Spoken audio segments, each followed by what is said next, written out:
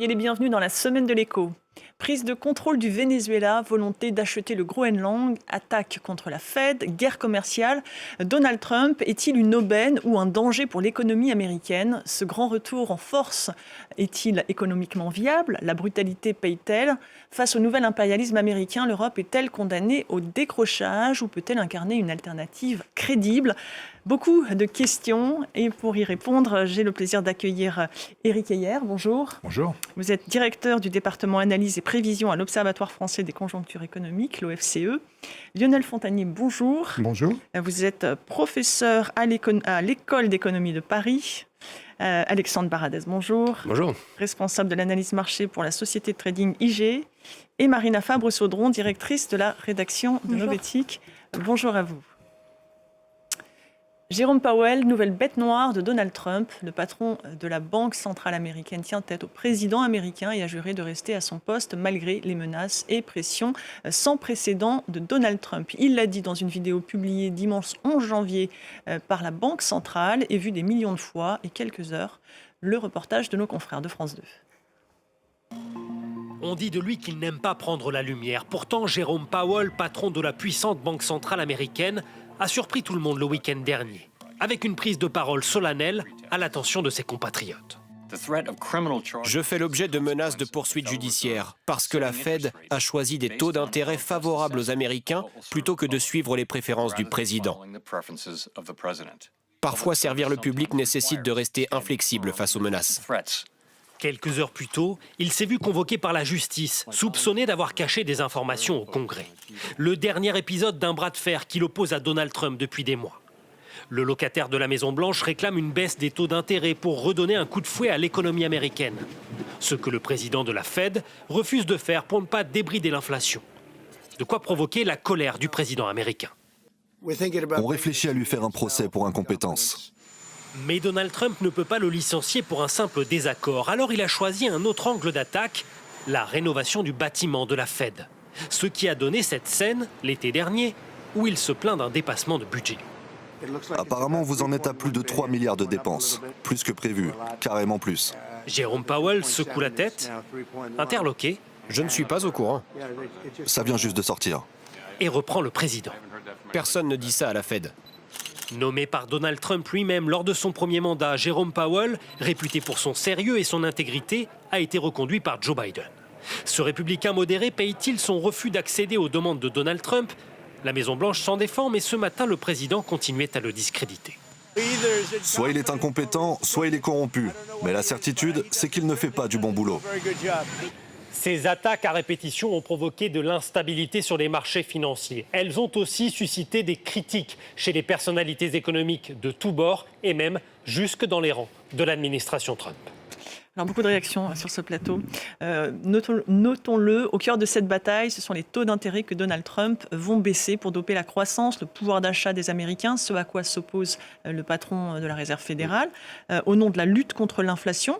Alexandre Baradez, c'est quoi ? Ce sont deux logiques, enfin c'est les deux mêmes buts qu'il recherche, mais ce sont deux logiques différentes. L'un c'est le court terme, l'autre c'est le moyen et le long terme, c'est ça ? Là, très clairement, il y a un objectif que sont les mid-term. Et pourquoi ? Parce que les électeurs consommateurs, on voit bien dans tous les sondages politiques, mais aussi dans les sondages prédictifs pour les mid-term, les républicains, pour l'instant, sont très largement battus par les démocrates. Et ce qui ressort dans les enquêtes auprès des consommateurs américains, c'est qu'ils n'ont pas le moral, la plupart d'entre eux, par rapport au niveau des prix et par rapport au ralentissement du marché de l'emploi. Donc, on voit que l'interventionnisme de Trump depuis le début de l'année, sur différentes rubriques dont on reparlera après, que ce soit le logement, que ce soit le niveau des cartes de crédit, les taux des cartes de crédit, et ça passe aussi par une pression, c'est pas nouveau, mais une pression renouvelée sur la Fed.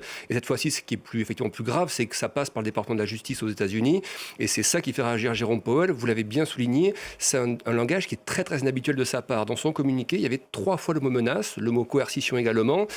Donc clairement, il fait comprendre qu'il est mis sous pression pour baisser les taux. On rappelle que la Fed a 2 mandats. On a 2 obligations, le plein emploi et la maîtrise des prix. L'emploi a un petit peu ralenti depuis quelques mois, donc ça a justifié de faire quelques baisses de taux, mais l'inflation, il y a 2 mesures principales aux États-Unis, ces 2 mesures sont entre 2,5 et 3%. En zone euro, par exemple, on est bien revenu à 2%, donc la BCE touche plus les taux. Là, il y a une logique. Aux États-Unis, on n'est toujours pas à 2%, et on voit que ça pénalisent les consommateurs américains, ils le font comprendre dans les enquêtes et ils le font comprendre dans leurs intentions de vote pour les midterms. Donc c'est ce contexte-là qui fait que Donald Trump fait pression sur la Fed, mais juste l'intérêt de la situation, c'est qu'on voit qu'il y a quand même une forme toujours de contre-pouvoir. C'est-à-dire que vous avez des républicains du Sénat, donc des républicains, je dis bien pas des démocrates, qui disent, tant que cette situation n'est pas réglée d'un point de vue juridique, nous, républicains du Sénat, il est hors de question qu'on valide le prochain nominé, c'est Trump qui nomine et le Sénat qui valide ensuite. Les républicains disent, dans ce cas de figure-là, en gros, ils mettent Trump sous pression aussi. Si ça continue trop longtemps, on ne validera pas le nouveau président de la Fed. Voilà, ce qui veut dire, c'est qu'il doit changer au mois de mai. Et voilà, pour l'instant, fin du mandat au mois de mai, oui. Ces attaques à répétition contre l'indépendance de la Banque centrale américaine, dont vous nous avez bien rappelé les 2 mandats, est-ce que c'est grave comment vous le ressentez sur les marchés, par exemple? Et par exemple, on a eu des exemples très concrets l'année dernière. C'est-à-dire que le dollar qui a pas mal faibli en 2025, l'euro qui est beaucoup remonté, c'est aussi beaucoup le dollar qui a baissé, parce qu'on a vu le dollar baisser par rapport aux principales devises, la livre, le yen ou d'autres. Donc ça a des conséquences sur le dollar.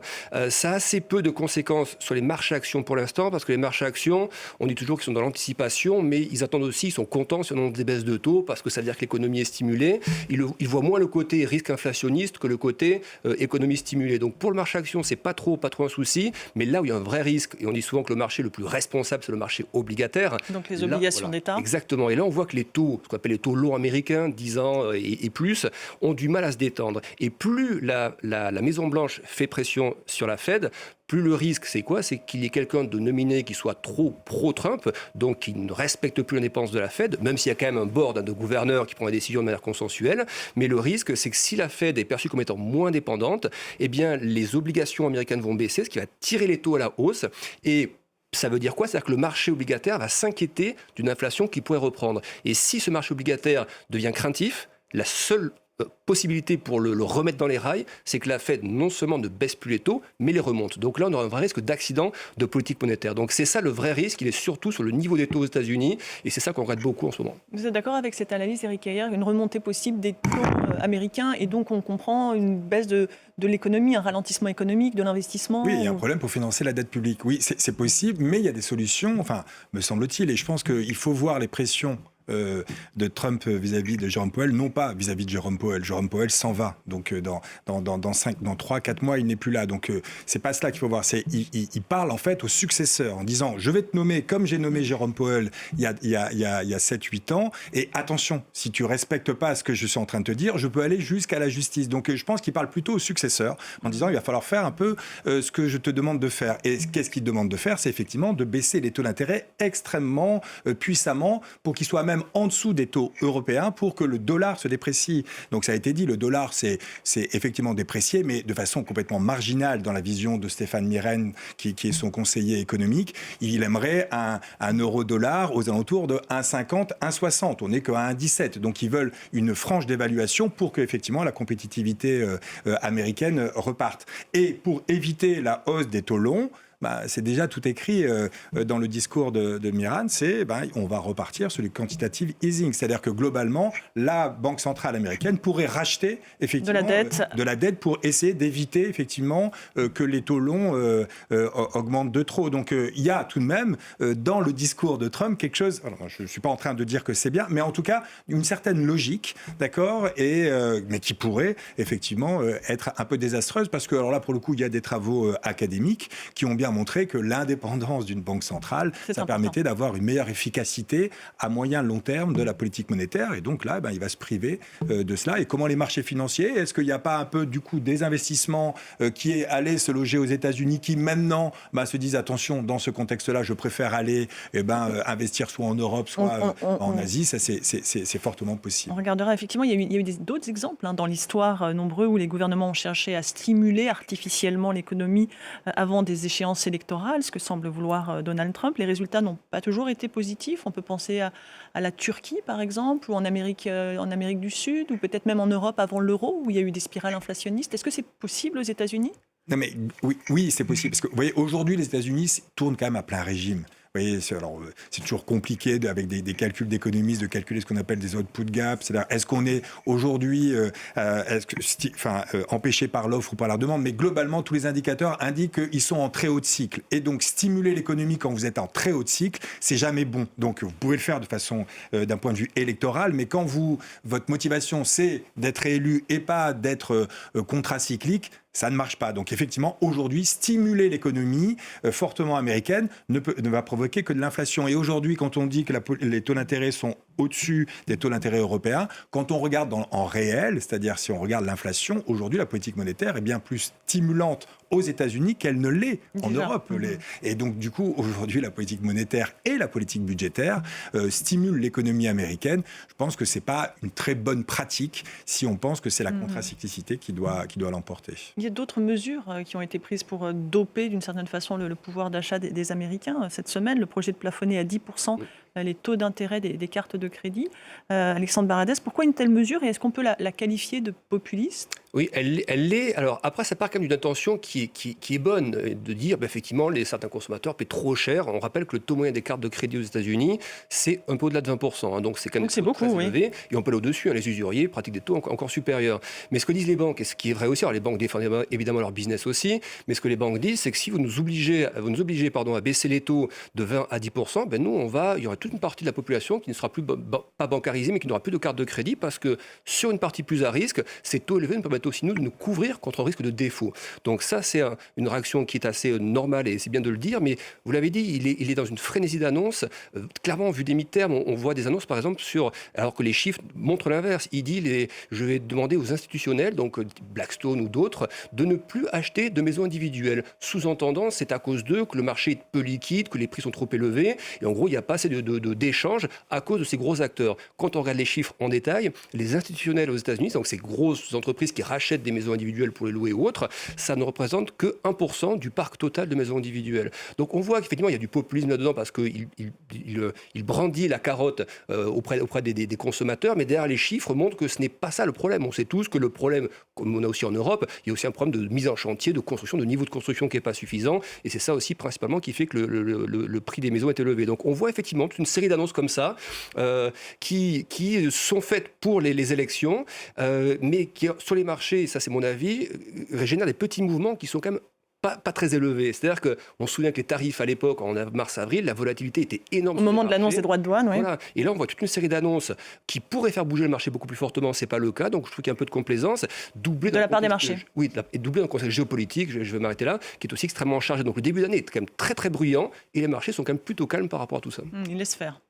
Alors, justement, venons-en au contexte géopolitique, puisqu'à cela s'ajoutent des coups d'éclat de Donald Trump sur la scène mondiale lorsqu'il affirme que les États-Unis pourraient conserver plusieurs années le contrôle du Venezuela et son pétrole. Il menace aussi d'utiliser la force pour annexer le Groenland. Marina Fabre, comment analyser cette voracité, cette volonté prédatrice ? Je pense qu'il faut sortir de notre tête l'idée que Donald Trump, c'est quelqu'un d'assez imprévisible. Parce qu'au final, ce qu'on voit depuis des mois, c'est une stratégie assez cohérente, même si elle est très brutale. En fait, on est entré dans un monde où les ressources sont perçues comme finies. Et c'est ce que l'historien Arnaud Rhin appelle le capitalisme de la finitude, c'est-à-dire que les élites ont intégré que la croissance matérielle, elle était pas infinie et que tout le monde n'aurait pas accès à tout le temps. Et donc face à ça, il y a deux stratégies. Il y a celle de la coopération ou d'une transformation des modèles vers plus de sobriété, etc. Ou alors, il y a... Ce qui n'est clairement pas la tendance de Donald Trump. On cherche à sécuriser ce qui reste via la contrainte. Et c'est exactement ce que fait aujourd'hui Donald Trump.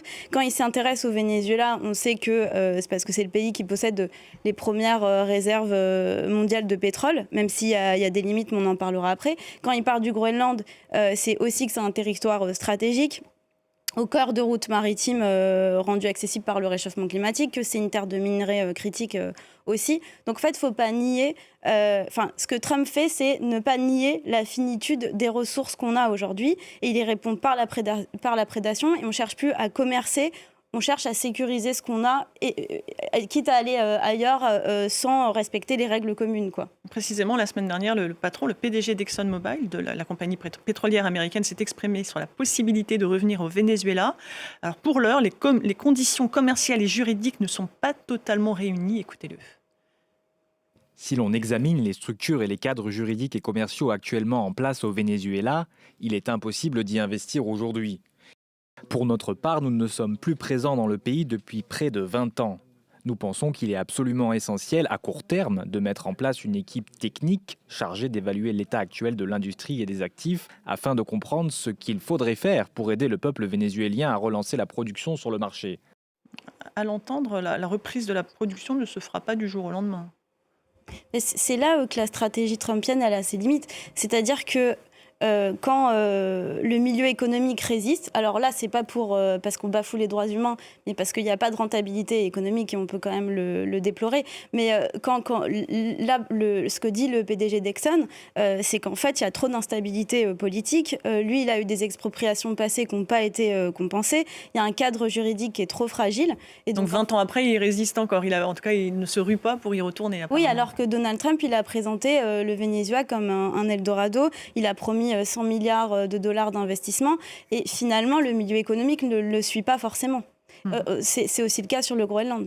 C'est-à-dire que ce sont des cadeaux empoisonnés, finalement, ces minerais promis au Groenland ou le pétrole vénézuélien?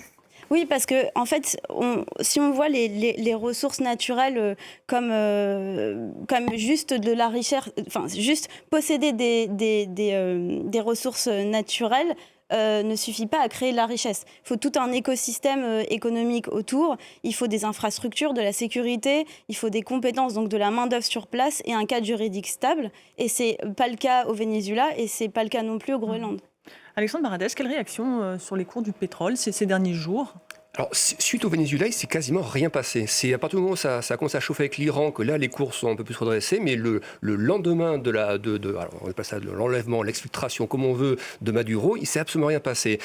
Pourquoi ? Parce qu'effectivement, l'idée qui circulait rapidement sur le marché, c'est de dire c'est des plus gros gisements mondiaux de pétrole, encore non exploités. Donc, c'est plutôt pas mauvais. Je pense que les compagnies pétrolières aussi ne se sont pas précipitées pour dire on va y aller à fond tout de suite, même si certaines d'entre elles auront envie, je pense, sur un horizon plus moyen terme, parce qu'actuellement, les cours du pétrole, si vous regardez sur un horizon historique, on était un petit peu avant ces épisodes-là vers 55-56.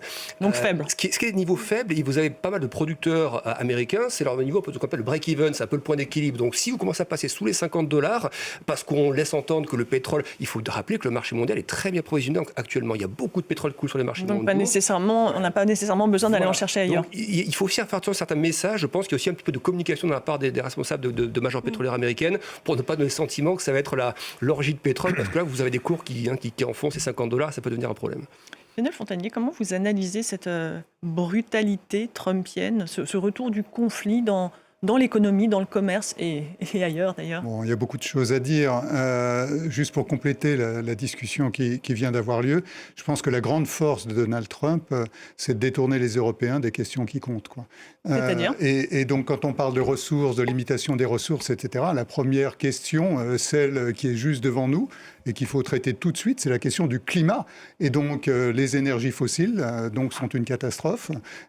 Et creuser plus de puits de pétrole, etc., remettre le Venezuela en route sur le plan de l'extraction de pétrole, ça n'est pas une bonne chose pour le climat. Et on sait que les États-Unis sont sortis de l'accord de Paris, etc. Donc ça, du point de vue des Européens, qui sont jusqu'ici, qui étaient très actifs quand même sur ces questions, le plan d'adresser cette question climatique, c'est étonnant de ne pas entendre de réactions plus fortes, soulignant le caractère totalement aberrant de creuser des puits de pétrole supplémentaires. Ce qu'il faudrait, c'est faire plutôt l'inverse. Évidemment, politiquement, c'est presque impossible. Il faudrait payer les pays pétroliers pour qu'ils n'extraient pas le pétrole. Donc ça serait la bonne politique qu'on aurait envie de proposer. Mais évidemment, ça ne se fera pas comme ça.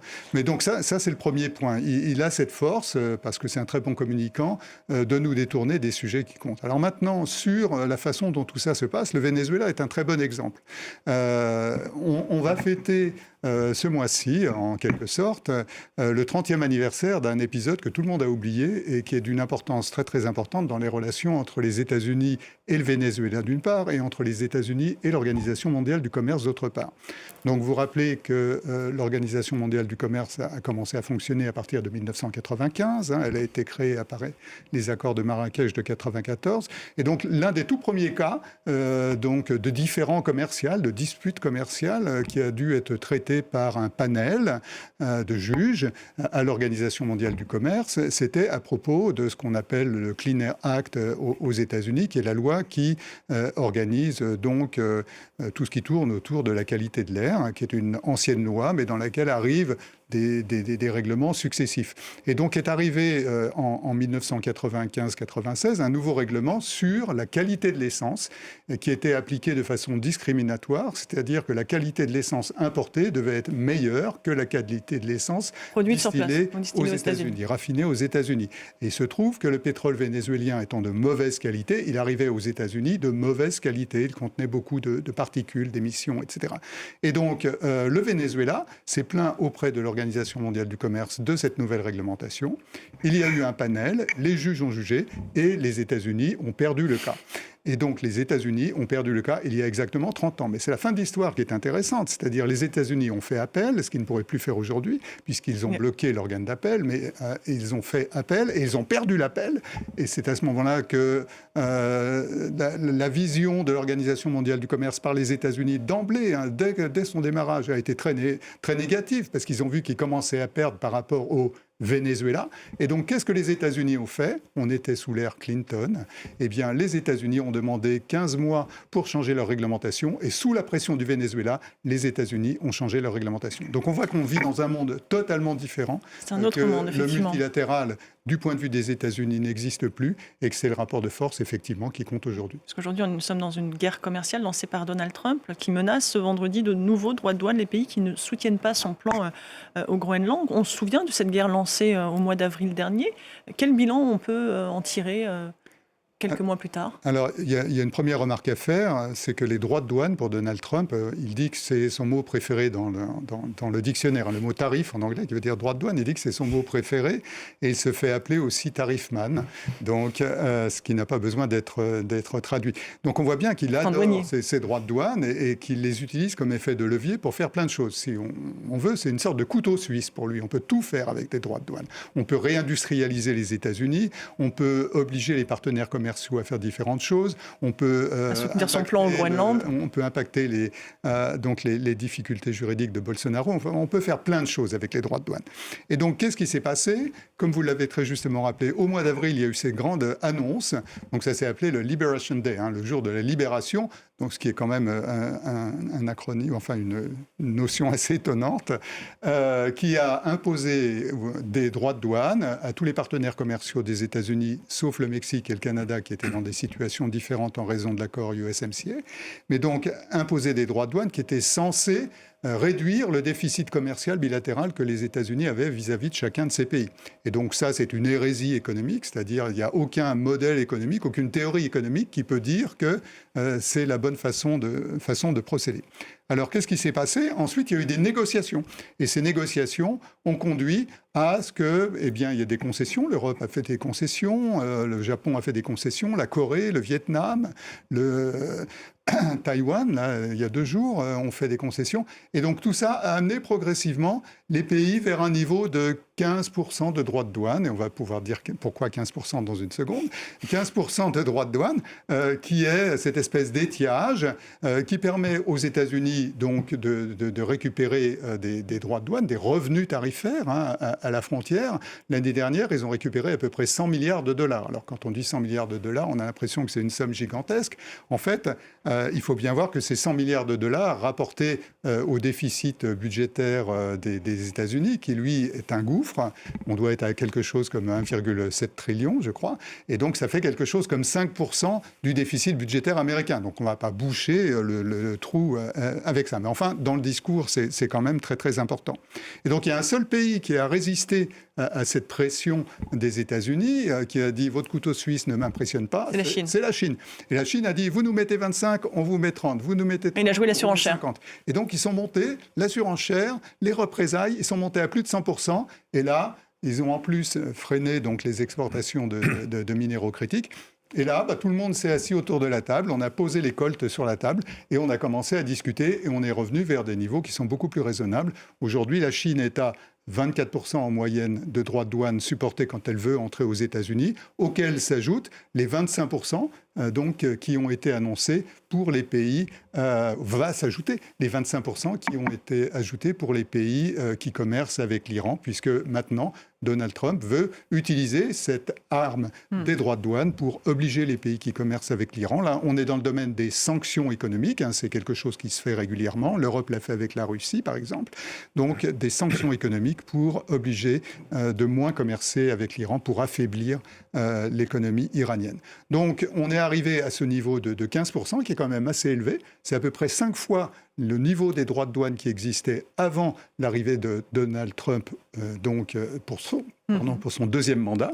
Et ce niveau n'est pas un niveau qui a été atteint par hasard.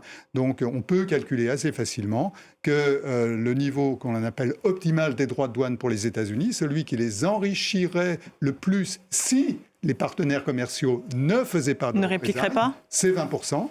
Et évidemment, les partenaires commerciaux à 20% font des représailles. Les Européens feraient des représailles, les Japonais feraient des représailles. Donc il faut être en dessous de 20%, et quelque part entre 10 et 20. Et c'est pour ça que dans tous les accords qui ont été faits, on est arrivé autour de 15%. Donc 9 mois plus tard, quels ont été les impacts sur l'économie américaine ou d'autres pays de ces surtaxes et finalement qui se sont, vous nous dites, stabilisés autour de 15%? Ouais, on peut faire le bilan, mais peut-être que j'aimerais réagir à ce que vient de dire Lionel Fontanier, qui est très intéressant, sur dire, effectivement, il adore les tarifs, et donc il veut l'utiliser comme un couteau suisse, mais on peut se dire, est-ce que c'est efficace d'utiliser un couteau suisse en économie? Alors non, il y a un théorème de Tim Bergen qui dit, normalement, avec un instrument, tu dois avoir qu'un seul objectif. Et donc lui, avec le même instrument, il va avoir plusieurs objectifs et généralement, c'est pas optimal. Et donc, c'est pas très efficace d'un point de vue économique. On le verra. Et puis, la deuxième question qu'on peut se poser, c'est est-ce qu'il a le droit d'utiliser le couteau suisse? Et là, vous voyez, la Cour suprême qui dit, non, tu n'as pas complètement le droit d'utiliser ce couteau suisse. C'est-à-dire que normalement, tu as le droit d'augmenter les tarifs douaniers de façon un peu unilatérale que dans certaines circonstances. Et on n'est pas dans ces circonstances-là. Donc, vous voyez, il est possible que ça soit un peu un effet boomerang et que ce n'est plus un couteau suisse, mais un effet boomerang. C'est-à-dire que d'un point de vue économique, on pourrait en dire un mot, mais surtout, il est possible que il soit obligé de rembourser, et là ça coûterait très très cher, et donc il a commencé à dire attention, ça me coûterait beaucoup trop cher de rembourser tout cela. Ensuite, si vous voulez en faire un bilan, alors c'est un peu compliqué en économie, il y a plusieurs facteurs, on a parlé de la politique monétaire, etc., donc il faut essayer de dissocier tout cela. Sans doute Lionel Fontanier serait mieux armé que moi pour y répondre, mais globalement on s'attendait à ce que ça soit inflationniste, et vous voyez, normalement c'est le consommateur américain qui aurait dû payer cela. Alors là, on voit pas, mais je parle sous contrôle de Lionel Fontanier, une explosion de l'inflation liée à ces tarifs douaniers, mais ça peut vouloir dire que c'est à venir. C'est-à-dire que globalement, c'est pris dans les marges des entreprises dans un premier temps, parce qu'on ne sait pas à quelle hauteur les droits de douane vont se stabiliser. Donc il y a une. Vous avez peut-être fait du stock ou. Alors il y a eu un peu de stock, mais là il y a eu un peu de stock au premier semestre, mais tout de même les droits de douane sont arrivés, et c'est pas les exportateurs qui ont baissé leur prix, c'est plutôt les importateurs et américains qui l'ont pris dans leurs marges. Mais attention, quand les marges sont dégradées, ça peut se relâcher un peu plus tard. Mais pour l'instant, c'est vrai que l'économie américaine tient, d'accord, et donc il n'y a pas le choc encore négatif auquel on aurait pu s'attendre. Alors, tout à fait d'accord avec tout ça. Pour compléter, donc, il y a 2 types de droits de douane qui sont appliqués par l'administration américaine. Il y a ceux qui ont été évoqués donc, du Liberation Day, donc, qui procèdent d'une loi qui s'appelle le IEPA aux États-Unis, et qui est une loi qui dit, de 1977 en fait, qui a été réactivée, et qui dit que le président américain, dans un cas d'urgence internationale, peut prendre des droits de douane. C'est ça qui correspond aux droits de douane du Liberation Day, mais il y en a d'autres qui comptent aussi, qui font très très mal, qui sont plus élevés, qui sont 50% sur l'aluminium, l'acier, 25% sur les voitures, sur le bois, etc. Donc ça procède d'une autre loi qui donc est la loi sur la sécurité nationale. Et donc la vision de la Maison-Blanche, annoncée comme telle, c'est que la sécurité économique, c'est la sécurité nationale. Et donc c'est en vertu de cela que les droits de douane dont j'ai parlé, des 50%, là, sont appliqués dans ces secteurs en particulier. Et ça ne va pas être jugé par la Cour suprême. Parce que ça, c'est tout à fait légal, parce que ça s'est fait après une investigation, des auditions, etc. Donc ça ne bougera pas. Et donc ce qui va se passer, si jamais la Cour suprême invalidait les décisions qui ont été prises, c'est que les droits de douane devraient être enlevés, remboursés et remis en place en passant par le 232. Ce qui, pour les industriels, serait encore bien pire. C'est-à-dire, ils ont commencé à vivre avec ces droits de douane, mais là, on crée une incertitude qui est tout à fait gigantesque. Et juste sur l'inflation, pour dire d'un mot la réponse sur l'inflation. En fait, il y aurait inflation s'il y avait augmentation soutenue des prix. Là, ce qu'on a fait, c'est qu'on a monté une marge parce que les prix sont plus élevés, parce qu'il y a les droits de douane, mais on ne rentre pas dans un cercle auto-alimenté d'augmentation des prix de boucle prix-salaire, comme disent les économistes, parce que, ça a été dit tout à l'heure, le marché du travail américain est un peu moins florissant qu'on aurait pu l'espérer. Marina Fabre, on l'a entendu, à part peut-être la Cour suprême, plus rien ne semble arrêter Donald Trump. On voit quelques contre-pouvoirs, notamment sur la politique que mène Donald Trump contre les énergies renouvelables. Parce qu'il est vraiment très pro-fossile, on le sait, mais en fait, il a arrêté plusieurs chantiers, notamment du géant danois Ørsted. Il avait un chantier qui était avancé à plus de 87%, qui s'appelle Revolution Wind. Et finalement, la justice a jugé qu'en fait, il pouvait reprendre leur chantier. Hier, c'était la même chose pour Equinor, qui est le géant norvégien d'éoliennes offshore. C'était la même chose. Leur chantier était arrêté et finalement, la justice les a autorisés à reprendre. Donc il y a quand même quelques garde-fous. On peut voir aussi, mais alors ça, vous parliez tout à l'heure de marché obligataire, mais on a vu que PIMCO, qui est un des plus grands gestionnaires d'actifs obligataires au monde, il a choisi de diversifier son portefeuille aux États-Unis, hors des États-Unis, non pas par idéologie, mais parce qu'il disait qu'il y avait un souci de stabilité à long terme. Donc il y a quand même une réaction et quand même quelques garde-fous. Vous l'observez, ça, vous parliez de marché complaisant tout à l'heure, mais est-ce que vous voyez un déplacement de capitaux américains vers des marchés européens ? Cette situation était déjà arrivée, mais en début d'année dernière, ce qu'on appelle une rotation dans le jargon, c'est qu'en gros, les investisseurs qui étaient très très investis sur les actions américaines, on rappelle, sur les actions mondiales, c'est un gros gâteau, là-dedans, les actions américaines, c'est plus de 2 tiers de ce gâteau, et le reste du monde, c'est un gros tiers. Donc les investisseurs avaient déjà choisi, quand Trump avait été élu et sur les premières propositions, avant que les droits de douane ne soient imposés fin mars, début avril, il y avait déjà un mouvement qui était observé sur l'Europe. On a vu une surperformance de l'Europe, ce qui est très rare. Habituellement, les marchés américains explosent tous les autres. Là, l'Europe avait surperformé, c'est-à-dire collectivement, les indices européens ont fait 10% de mieux de performance, les indices actions, que les marchés américains. Ça, c'est ensuite normalisé.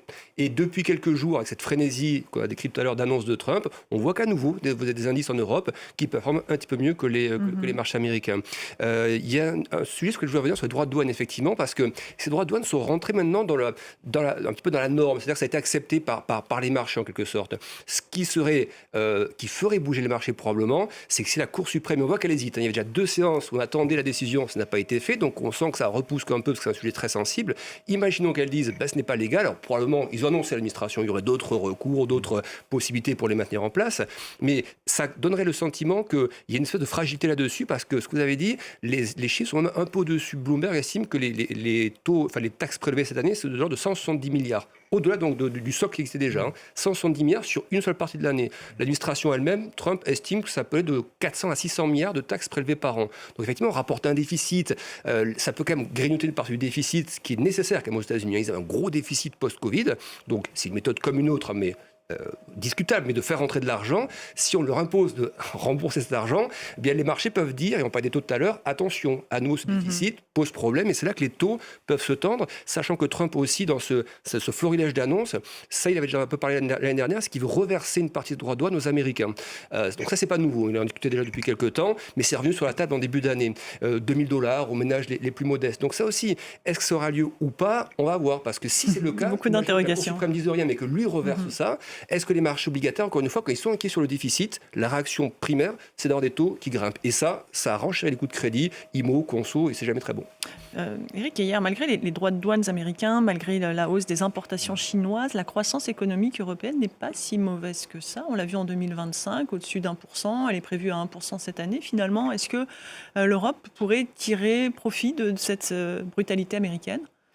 Oui, alors, voyez, si on prend un peu de distance, depuis 2019, vous voyez, la croissance européenne, elle est 6% au-dessus du niveau de 2019. Les États-Unis, c'est 14,5%. Donc, vous voyez, c'est quand même relativement faible. Et on peut même penser que c'est un peu structurel. La croissance aussi potentielle est un peu plus faible. Donc, il y a quand même un décrochage de l'Europe si on regarde que le PIB. Alors, l'Europe pourrait un tout petit peu tirer parti parce qu'effectivement, les droits de douane étant juste vis-à-vis des Américains, on pourrait se dire que, les États-Unis, c'est pas non plus en termes de commerce extérieur notre principal partenaire. Donc, ça pourrait être qu'un choc qui serait minime. Mais attention, il y a du coup les Chinois qui pourraient, c'est ça qu'on appelle le second choc chinois, c'est-à-dire toute la production qui n'arrive pas à exporter aux États-Unis viendrait en Europe. Et donc ça pourrait être un choc un peu négatif. Alors, positif pour le consommateur, ça sera des prix qui seront beaucoup plus bas, mais attention, ça serait une grosse perte de compétitivité et de production pour les entreprises européennes. Donc il faut quand même faire attention, je ne suis pas sûr qu'on puisse se réjouir aujourd'hui de cette guerre commerciale. Et c'est déjà le cas, non, cet afflux de produits chinois qui ne peuvent pas aller vers les États-Unis. Le point est discuté dans certains secteurs, oui, c'est très très visible.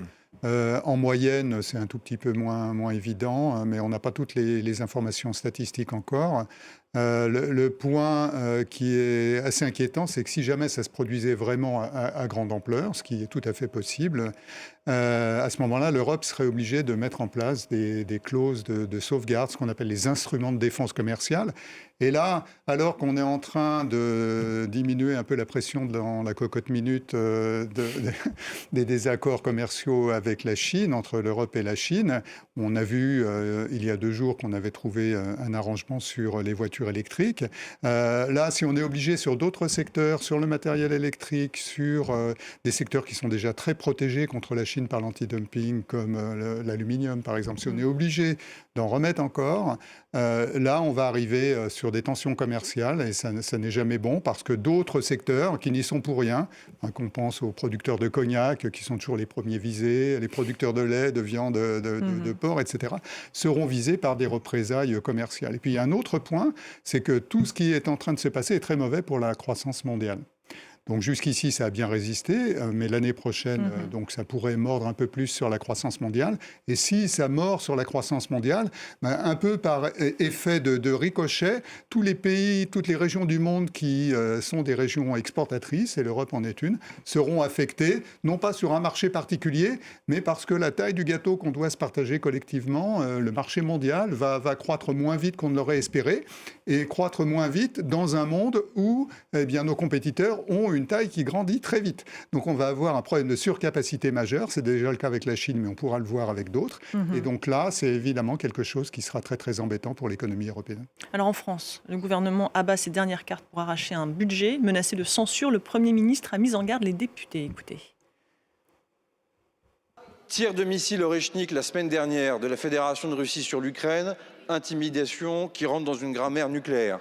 Situation au Venezuela, la question du Groenland, la République islamique d'Iran où le peuple se soulève en état de doigt d'un début de guerre civile. Situation au Proche et au Moyen-Orient, le défi chinois porté en tout cas et posé par la Chine qui ne cesse d'être plus grand.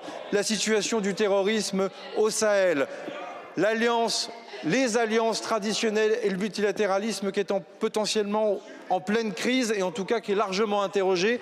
Et il est certain que c'est le moment de censurer le gouvernement, c'est le moment de priver la France d'une stabilité, c'est le moment d'envoyer un message à nos compétiteurs et à nos alliés, comme quoi au fond vos petits calculs politiciens priment sans cesse sur l'intérêt général. Alexandre Baradez, face à ce sombre tableau dressé par le Premier ministre, une énième dissolution ferait-elle tanguer les marchés? Dans quelle mesure?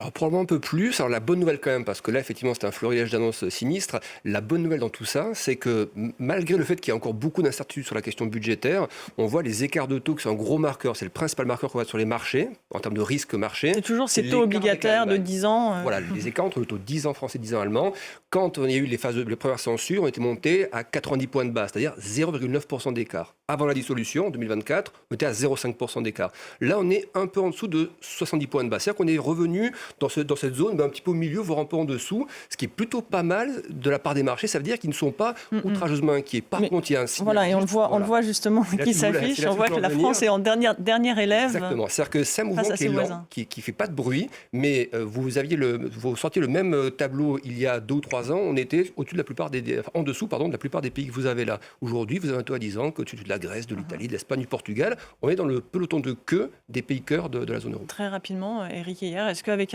des finances dans le rouge, la France comme ça a les capacités d'investir, ou est-ce que la situation est dramatique très rapidement? Non, mais il y a les écarts de taux, moi, entre nous, entre 3,4 et 3,5, c'est pas ça le problème. Non, le problème, me semble-t-il, c'est oui, il faut voter un budget non pas pour forcément rassurer les marchés, mais parce qu'un budget, ça fixe un cap pour demain. Donc effectivement, il va falloir qu'on vote un budget pour augmenter la défense. Il va falloir qu'on vote un budget pour nous dire est-ce qu'on investit dans l'éducation, dans l'innovation, etc. Moi, il me semble qu'aujourd'hui, effectivement, au lieu de parler que de chiffres, donc il faut passer le déficit à 5% ou à 5,1%, c'est-à-dire qu'est-ce qu'on veut demain pour la France en termes de budget, et normalement, c'est ça les discussions. Et aujourd'hui, effectivement, on est obligé de se réarmer, on est obligé d'aller dans la compétition internationale, et donc il nous faut à tout prix un budget. Et vous voyez, les écarts de taux entre 3,4 et 3,5, c'est accessoire. Merci beaucoup Éric Heyer, merci beaucoup à tous les 4 d'avoir participé à cette émission. Merci à vous de l'avoir suivi. L'information continue sur France 24.